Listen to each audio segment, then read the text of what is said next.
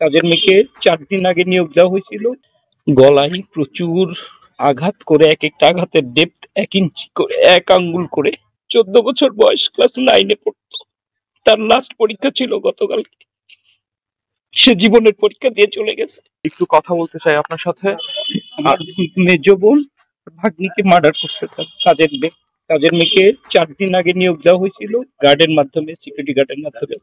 আর এই 4র্থ দিনের ভিতরে গতকালের আগের দিন রাতে ট্রেস পাইছে যে তার বাসার সেন্ট্রাল চাবির যে থোকা সেটা নাই।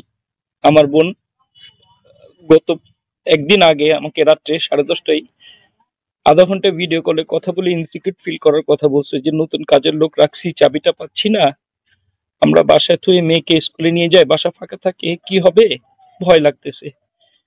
তো করসপন্ডিং এরকম ছিল যে তালাটা চেঞ্জ করা হবে মেন গেটের। আমরা ট্রেস করতে পারি নাই যে পরের দিনই এই ঘটনা ঘটবে। নৃশংসভাবে দুজনকে গলায় প্রচুর আঘাত করে, এক একটা আঘাতের ডেপথ 1 ইঞ্চি করে, 1 আঙ্গুল করে। বিভৎসভাবে এই জায়গায় যে মেরেছে সে 100% প্রফেশনাল কিলার। এটা নিশ্চিত যে কোথায় কোথায় আঘাত করলে, আমরা পোস্টমর্টমের ওখানে যে দেখেছি যে নিশ্চিত মৃত্যু করে সে হত্যা করছে। স্বর্ণালংকার, জমির দলিল পত্রের কাগজ, অর্থ সম্পদ আরো কিছু নিয়ে, ল্যাপটপ মোবাইল নিয়ে ব্যাগে করে সে আমার ভাগ্নির জামা পরে, সে গোসল করে বাথরুমে তার রক্ত ধুয়ে মুছে আমার ভাগ্নির জামা পরে, স্কুল ড্রেস পরে সে বের হয়ে গেছে। তো অবস্থা।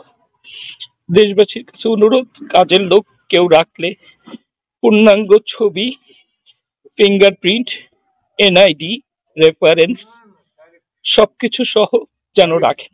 প্রতিটা জীবনের মূল্য অনেক। আমরা নিরাপত্তাহীনতায় আছি, নিরাপত্তা চাচ্ছি। ওনাদের পরিবারে আর কে কে আছেন? আমার মেজ বোনের একটাই মেয়ে, 14 বছর বয়স, ক্লাস 9-এ পড়তো।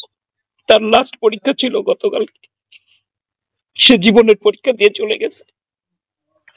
বসেন, বসে কথা বলেন। বসেন, বসে কথা বলেন। আমি বসে কথা বলি আপনার সাথে। সে জীবনের শেষ পরীক্ষা দিয়ে চলে গেছে। আমার দুলাভাই একা, তার আর কোনো সন্তানেরই নেই। আমার এটা মেজ বোন ছিল। উনিও শিক্ষকতা করতেন? না, হাউস ওয়াইফ। ওনার বাবা শিক্ষকতা করতেন? বাবা শিক্ষকতা করতেন না। আমার দুলাভাই মেয়ের বাবা। লাইলা আফরোজ, লাইলা আফরোজ হলো, আপনারা কয় ভাই বোন? আমরা 5 ভাই বোন। লাইলা আফরোজ হলো দ্বিতীয় আমাদের বড় বোনের পরে মেজ বোন। গৃহ পরিচারিকার কোনো পরিচয় ওনারা জানতে পারেননি?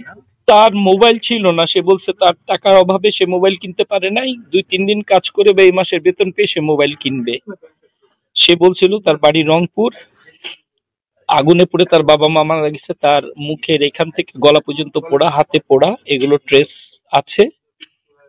আপা বলেছে দেখতে সব সুন্দরী, খুব আস্তে ধীরে কথা বলে। জেনেভা ক্যাম্পে নাকি সে বাসা ভাড়া নিয়ে থাকতো চাচা চাচির সাথে। এতটুকুই রেফারেন্স পাইছি। কাগজপত্র চাইলে অনেকে বলে যে একদিন পরে দিচ্ছি বা কাছে নাই, এরকম। এটা হয়ে ওঠেনি। জানাজা কখন হবে, দাফন কবে? 5 জোহর কলেজ মাঠে, ঠিক কবরস্থানে দাদা দাদির পাশে, নাটোর বড় গাছ, গাড়িখানা কবরস্থান।